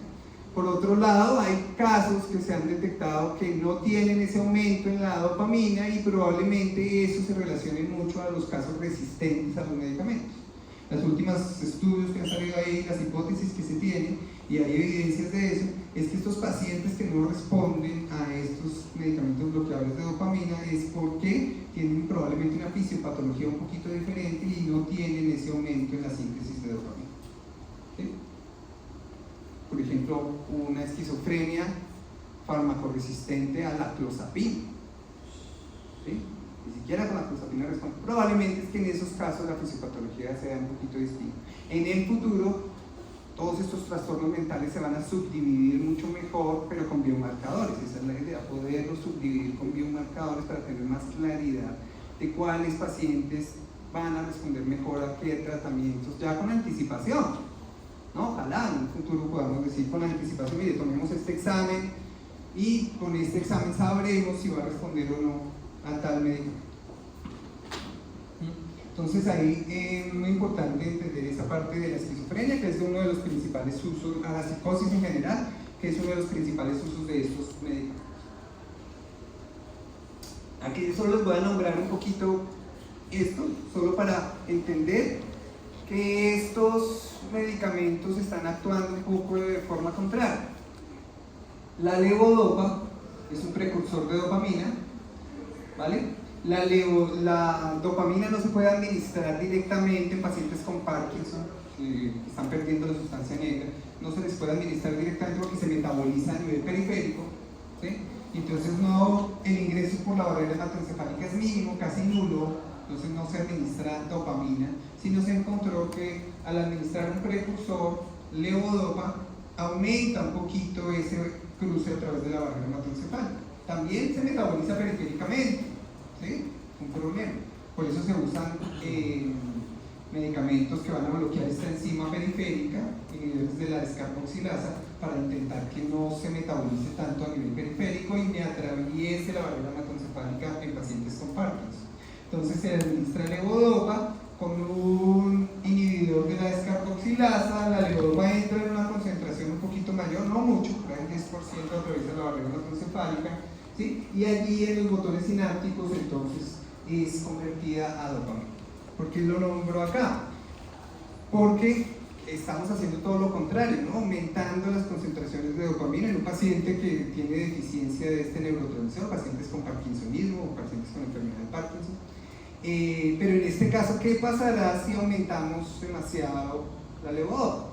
¿Sí? O con el tiempo, pues va a producir efectos parecidos a los que hemos visto ahorita, ¿no? Un paciente con parkinsonismo que no se podía mover mucho, que tenía bradiquinesia. Recordemos que la bradiquinesia es el principal síntoma relacionado al parkinsonismo, ¿cierto? Un paciente que no se podía mover mucho, luego empieza a tener alucinaciones, luego comienza a tener ideas delirantes, luego empieza a tener comportamientos impulsivos, luego o desorganizados, ¿cierto? Cosas que no tenía antes, que son parecidas a la esquizofrenia, pues entonces muy probablemente es un efecto adverso de administración de levodopa, ¿sí? O de otros agonistas dopaminérgicos.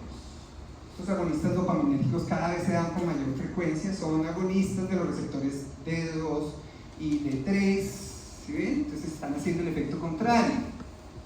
Mientras que los bloqueadores estamos intentando bloquear D2, D3. Aquí en Parkinson, agonizar D2, D3 me va a favorecer, me va a ayudar a la enfermedad. Pero si nos pasamos, ¿sí? Por los neurólogos, casi siempre más se maneja en neurología, los neurólogos si empiezan a notar un efecto adverso de este tipo, un efecto motor, hiperkinético, como los que nombramos anteriormente, o un efecto cognitivo, emocional, pues lo que van a hacer es van a disminuir la dosis de levodopa. Entonces esto ayuda un poquito a entender allí la fisiología y el uso de estos medicamentos.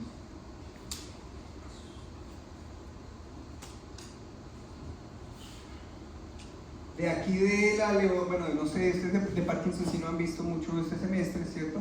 El Parkinson básicamente está está manejado por neurología y se recomienda, afortunadamente no es tan frecuente como el Alzheimer, pero pues cuando llegue un paciente con parkinsonismo, igual, buscar causas secundarias, ¿cierto? Descartar otras patologías antes de ir a diagnosticar la enfermedad de Parkinson como tal, ¿sí? Se puede, ahí como no es tan urgente, tan dramático, muchas veces iniciar un medicamento ya, ¿no? No es a diferencia de un episodio psicótico, un episodio maníaco.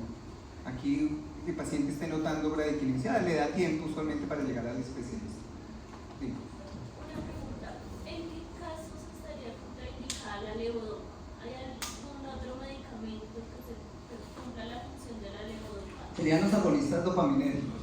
Ahora el levodopa, como es tan efectivo, es un medicamento que tiene una efectividad supremamente alta. Básicamente se sabe que todos los pacientes con Parkinson lo van a necesitar tarde o temprano, en algún momento, ¿sí? Entonces muchas veces los neurólogos están iniciando primero con agonistas dopaminérgicos, no porque esté contraindicado, sino porque al principio la bradiquinesia es menor, ¿cierto? La enfermedad es más leve, pues con uno de esos medicamentos usualmente es suficiente, y en la medida que vaya progresando, porque el Parkinson sí es una enfermedad neurodegenerativa a diferencia de la esquizofrenia, que no es una enfermedad neurodegenerativa. En este caso sí va a progresar esa enfermedad, pues va a llegar a un punto en que necesita levodopa. Cuando ya no se administra, cuando ya empieza a tener otros efectos ya indeseables, movimientos anormales, por ejemplo, una disquinesia asociada a levodopa. Y en ese momento, cuando empieza a tener una disquinesia asociada a levodopa, ya llega a un punto en que ya el paciente prácticamente no va a tener efectos benéficos con ese medicamento, ¿sí? O pacientes, pues imagínate un paciente con las dos enfermedades, que es raro, pero puede pasar, ¿no? La esquizofrenia no lo cura uno de tener un parkinsonismo, ¿sí? Entonces, si tiene parkinsonismo en un paciente que tiene riesgo de tener psicosis, pues tiene que tener más cuidado porque este medicamento es muy efectivo. Probablemente habría que empezar cuidadosamente aquí con los agonistas dopaminérgicos. ¿Vale? Bien, ya las otras cosas allí un poco más, digamos, bien. Quiero preguntar, ¿es decir que el levodopa de cierta forma va a mejorar y que el paciente tenga estos efectos adversos?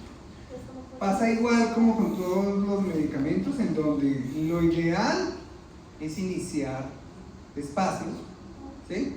Aquí con estos medicamentos en general se puede iniciar un poquito más rápido, pero igual, la indicación siempre es iniciar con la dosis menor, mínima terapéutica, y empezar allí, a menos de que tengas paciente agitado, que hay que empezar con la dosis más alta, pero usualmente tienes que ir incrementando la dosis hasta lograr balance, ¿cierto? Un efecto terapéutico, pero no efectos adversos indeseados, ¿sí? Entonces aquí la idea es que no siempre vamos a tener unos efectos secundarios, ¿no? Depende cómo se use el medicamento. La idea es empezar con todos los medicamentos hasta un punto donde se estén observando efectos terapéuticos, ¿cierto? Ya el paciente está aceptable, tolera, se puede adaptar a la enfermedad y ojalá evitar efectos indeseables, ¿sí? En la práctica, lo que tú supones usualmente pasa, ¿no? Algún efecto secundario aparece y ahí es un punto en donde se sabe que ya se está llegando a una dosis límite, ¿sí? Pero lo ideal es empezar despacio para conseguir solo efectos terapéuticos.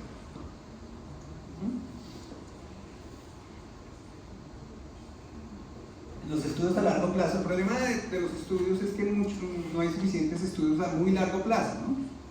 Entonces es mucha la experiencia de los clínicos. Los estudios a largo plazo usualmente siguen a los pacientes 2 años, 3 años, 4 años, 5 años, y ya hacer un estudio mucho más largo es más difícil, ¿sí? Pero probablemente pues entre más tiempo se use, por ejemplo la disquinesia asociada a levodopa con el tiempo termina apareciendo en Parkinson, con el tiempo, porque es una enfermedad neurodegenerativa que se le están acabando las neuronas de la sustancia negra, que son las que van a usar la levodopa para fabricar dopamina. Si no hay neuronas que fabriquen dopamina, pues no va a funcionar el medicamento bien, ¿sí? Entonces con el tiempo sí llega un punto en donde empieza a aparecer. Bien, aquí de todo esto hay que tener en cuenta en general pues que tienen una vida media, la mayoría de ellos relativamente larga, ¿sí? Esto permite en muchos casos la administración en una sola dosis al día. Es frecuente que al principio sobre todo se decida dividir la dosis, ¿sí? Sobre todo para evitar esas dosis pico y evitar los efectos adversos tempranos. Entonces a veces al principio se divide la dosis 2 veces al día mientras se consigue un estado estable, y luego usualmente en la mayoría de casos se puede mantener con una sola vez al día, o a veces pues también utilizan 2 veces al día. En este caso que tenemos una vida media corta, pues como tienen metabolitos allí que tienen una vida media más prolongada, también sucede que usualmente se pueda administrar una vez al día en muchos casos, ¿no? Entonces habría que ver en cada medicamento según la presentación que hay disponible cuál es la recomendación. La disponibilidad no es tan alta, pero es buena, una buena disponibilidad. Porcentaje de unión de proteínas en general es muy alto. ¿Sí? Y aquí, digamos, pues uno se aprende, digamos, lo grande, no los valores específicos, digamos, los psiquiatras a veces también no manejan tan en detalle todos estos valores específicos. Son muchos medicamentos, ¿no? Ya en psiquiatría, como les dije, en Colombia se utilizan más de 10 sustancias. Y en la prescripción, aquí les pongo un ejemplo de algunas indicaciones, ¿no? Solo están algunas, digamos, algunas frecuentes. Pero aquí, en este caso, es muy importante que se fijen, pues, para qué se está usando. Dependiendo la indicación, pues va a darse una dosis inicial mucho menor. Por ejemplo, cuando no es psicosis, sino es un delirio, por ejemplo, el haloperidol se tiende a iniciar con una dosis mucho más bajita y es suficiente.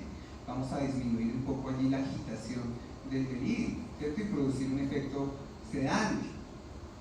Entonces se necesita una dosis mucho más bajita.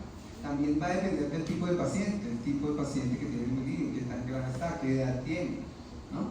Y para psicosis usualmente sí se necesita una dosis, empezar por una dosis un poco más alta, ¿vale? Y aquí, entonces, con estos ejemplos que les pongo acá, es para que tengan en cuenta, pues eso, ¿no? Que dependiendo de la indicación, y acuérdense que hay varias indicaciones, pues va a tocar estar ahí pendiente de cuál dosis. Por ejemplo, la levomepromacina se utiliza frecuentemente en insomnio, una dosis bajita, ¿sí? En agitación, ya cuando el paciente está agitado, sí se necesita una dosis más alta. En los libros de farmacología o de psiquiatría, en la mayoría aparecen usualmente dosis más altas, en promedio, el rango de las dosis es más alto que aparece en la mayoría de libros. ¿Por qué? Mira ahí, ¿por qué esas dosis tan altas que aparecen ahí? ¿No? Recuerden que muchos de estos libros pues son de pacientes de otros países, ¿no? Que de pronto tendrán una contextura, un metabolismo, ciertas características particulares que hacen que puedan tolerar probablemente unas dosis más altas, ¿sí? Pero en nuestro medio las dosis son en promedio mucho más bajitas. Entonces ojo ahí con las dosis de los libros tradicionales.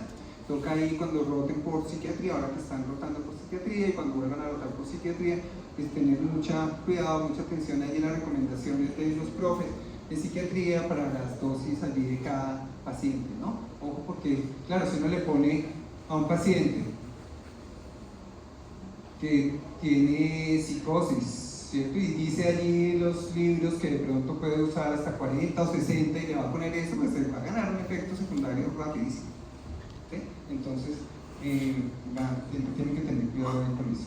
Por otro lado, entonces para ustedes, para facilitar allí el estudio, el aprendizaje de esto, recuerden que los dividimos allí en forma genérica en dos grupos a todos estos medicamentos: los que tienen una potencia mayor, ¿sí? Los que tienen una potencia mayor en D2, por ejemplo el haloperidol, la levomepromacina, aquí me quedó mal, la risperidona debería estar acá, la risperidona debería estar en este grupo, ¿sí? Estos grupos antagonistas de 2 van a tener más efectos motores, ¿cierto? Van a tener más hiperprolactinemia. Más o menos los efectos terapéuticos se ven en cerca de unos 10 días, entre 1 y 2 semanas. ¿Por qué se demoran tanto en muchos casos? Sobre todo en psicosis, ¿no? ¿Por qué se demora tanto ese efecto? Acuérdense que son proteínas G. Aquí estoy hablando del efecto en psicosis principalmente. El inicio de acción en psicosis puede tratar de 1 a 2 semanas. La sedación sí puede ser un efecto, o el parkinsonismo puede ser un efecto que se vea en horas, ¿no? Y por eso se dan en pacientes agudos esos medicamentos. El riesgo de sobredosis es un poco mayor en estos casos. Típicamente se utilizan psicosis, agitación, delirio, manía, los usos más frecuentes, interacciones farmacológicas en este caso por la misma CYP que habíamos nombrado anteriormente en la clase pasada, y la tolerabilidad es un poco menor debido a estos efectos secundarios. ¿Sí? Es una forma fácil de estudiárselos de forma general, es dividirlos en dos grupos, ¿no? En psiquiatría esto lo van a seguir viendo como medicamentos convencionales o típicos o de primera generación, medicamentos atípicos, pero lo que quiero que recuerden es que hay excepciones a eso, ¿no? La risperidona se comporta un poco más acá, que hay medicamentos que de pronto tienen un comportamiento más atípico, ¿sí? Entonces hay excepciones, habría que fijarse un poquito sobre todo en la afinidad del receptor, cuál es la afinidad, ¿no? Cuál es la potencia allí en D2, ¿sí? Y estos tienen una mayor afinidad en general por 5-HT2A, ¿listo? Entonces es como la forma sencillita de estudiárselos y aprenderse estos medicamentos. Al dividirlos así, entonces vamos a poder también hacer el monitoreo de estos medicamentos. Y ustedes van a participar mucho en el monitoreo de estos medicamentos. El paciente está con psiquiatría, ¿cierto? Lleva ahí ya unos meses con psiquiatría, pidió una cita con psiquiatría y no se la dieron, le cambiaron el psiquiatra de otra sede, ya no tiene, o al contrario, muchos pacientes con psicosis, por ejemplo, no quieren salir de su casa, tienen problemas que tienen que ir muy lejos, empiezan a no tener buena relación terapéutica con el psiquiatra y entonces no quieren ir allá, ¿sí? Tienen ideas delirantes frente al tratamiento. Entonces el papel del médico general es ayudar a esa adherencia del paciente, ¿cierto? Ayudarle a entender el tratamiento, ayudar a entender la enfermedad, ayudar a mejorar, que pueda asistir a sus controles en psiquiatría, y mientras tanto monitorizar el paciente, monitorizar los efectos secundarios de los medicamentos, ¿cierto? Y en algunos casos incluso tomar exámenes. Entonces con estos medicamentos, el haloperidol, la levopromacina de primera generación, pues hay que tener una alta vigilancia por esos efectos motores, ¿sí? La levopromacina, vigilar los efectos de sedación que tiene, vigilar la presión arterial, ¿no? Controlar allí posible hipotensión ortostática. En cuidado intensivo sobre todo les gusta mucho administrar haloperidol intravenoso en pacientes que tienen allí problemas, alteraciones por ejemplo como delirio. Allí puede prolongar el QT, pero bueno, afortunadamente allí hay monitorización continua. Aquí estos medicamentos no tienen tanta afectación metabólica y endocrina. Entonces, en el caso de estos medicamentos de acá, que actúan por 5-HT2A, vamos a hacer un control metabólico vicioso. Entonces, en estos pacientes hay que tomar glicemia, perfil lipídico, medirles el peso, el índice de masa corporal, perímetro abdominal, hacer un control allí para intentar buscar alternativas, ¿no? Les decía yo, inicialmente cambio, modificación de los hábitos, ¿cierto? A través de la familia, cómo la familia me puede ayudar allí a que la paciente se alimente un poquito de forma más balanceada, ¿no? Cómo ayudar a que camine más, no quiere salir porque tiene ideas delirantes de persecutorias, claro, todo el mundo le quiere hacer daño, no quiere salir, cómo ayudarlo a hacer caminatas en la casa, ¿no? Cómo ayudarlo de pronto a hacer más, a ser un poquito más activo. Hay ejercicios que se pueden hacer sentados en una silla, ejercicios de diferente tipo, ¿no? Aprender algo de actividad física, mejorar el sueño es clave. Entre mejor duerma también la parte metabólica se va a mejorar. Y lo otro es pues considerar el manejo endocrinológico del peso a través de los GLP. Por ahora la mayoría de especialistas que están usando estos medicamentos son endocrinos, aunque poquito a poco seguramente los psiquiatras van a empezar a usarlos más, ¿sí? Pero considerar esa posibilidad, un control endocrinológico en un paciente que ya vemos que está teniendo un efecto secundario de sus medicamentos con efecto antipsicótico. Ese control endocrino, de pronto allí encuentran otras cosas y otras alternativas, y el psiquiatra y el endocrinólogo muchas veces tienen que allí mediar, porque claro, no se trata de quitar el antipsicótico, ¿sí? Porque ¿qué será peor? ¿Vale? También va a depender del paciente y de la severidad del efecto secundario. ¿sí? Pero usualmente pues se prefiere mantener un efecto terapéutico antipsicótico, pues porque todas las implicaciones, o antimaníaco, etcétera, porque todas las implicaciones que... ¿Listo? Entonces este es otro de los papeles importantes en medicina general, que es el monitoreo de estos medicamentos cuando los reciben ustedes esos pacientes, o cuando el paciente no tiene acceso a neurología o a psiquiatría fácilmente. ¿Listo? Bien, hasta aquí llegamos con respecto a estos medicamentos, enfatizando los bloqueadores de dopamina y poniendo el ejemplo contrario de los aumentadores de dopamina para que vean cómo esto tiene allí un posible, digamos, una ayuda a entender el mecanismo de acción de estos medicamentos. Y adicionalmente, entonces ya la próxima semana nos vamos a enfocar en los medicamentos que usualmente llaman estabilizadores del estado de ánimo. Entonces vamos a enfocarnos ahí, que tienen un mecanismo de acción un poco más complejo. Dime, pregunta. Dos preguntas. En los efectos motores que comentaron de ser En efectos motores, sí. Y mi pregunta es cómo se debe tomar el medicamento. Entonces, que sea muy interesante esa parte. Y la segunda es cuál es la comparación con Ok, entonces, con respecto a cómo se debe tomar el medicamento, en general, la indicación básica es iniciar por la dosis mínima terapéutica, ¿sí? Que ahí estaban los rangos, iniciar por la dosis mínima terapéutica buscando un efecto terapéutico, en rehabilitación, en psicosis, ¿cierto? Y cuando lleguemos a lograr ese efecto terapéutico, parar ahí, ¿vale? Entonces hay que vigilar continuamente el paciente para lograr el efecto terapéutico. Si aparece un efecto adverso, probablemente también hay que parar ahí. ¿Qué significa? Que nos pasamos la dosis y habría ya que mirar cómo vamos en la parte terapéutica. Si aparece un efecto adverso, de pronto disminuyendo un poquito la dosis, continuamos teniendo efecto terapéutico. Frecuentemente pasa eso. Se disminuye un poquito la dosis, el efecto terapéutico persiste y el paciente va bien, ¿sí? Si el efecto terapéutico no se ha logrado, probablemente lo que hay que hacer es un cambio de medicamento, ¿no? Porque este medicamento no le va a producir, no vamos a tener el riesgo-beneficio adecuado, ¿vale? Eso con respecto a, digamos, al uso. Y con respecto al síndrome neuroléptico maligno, lo que se asume siempre es que es más probable por la potencia de los receptores al bloquear D2. Pero si tú ya buscas en detalle, venga, ¿y qué se sabe bien de la fisiopatología? Van a salir más cosas allí, no se sabe tanto. Realmente la fisiopatología de estos trastornos, debido a que estudiar pacientes, si ustedes quieren hacer una investigación, les tocaría coger pacientes de cuidado intensivo, ¿sí? Y mirarlos en ese momento. Es muy difícil hacer estudios en cuidado intensivo, es bien complejo, sobre todo porque esto necesitaría cosas más invasivas para entender bien qué es lo que está pasando. Entonces, básicamente la hipótesis actual es que está relacionada a la potencia del medicamento frente a D2. Sería un excesivo bloqueo de D2, lo que estaría provocando principalmente eso. Pero, por ejemplo, cuando vemos que tiene otros síntomas como inestabilidad autonómica, entonces, ¿por qué? No? Las catecolaminas, en general la dopamina, también participan en la regulación del sistema nervioso autónomo, entonces probablemente sea por ese lado.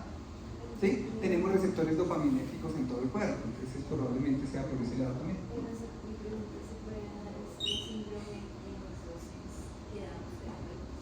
Ah, sí, el síndrome neuroléptico maligno es una reacción de, como ocurre con todos estos medicamentos, idiosincrática.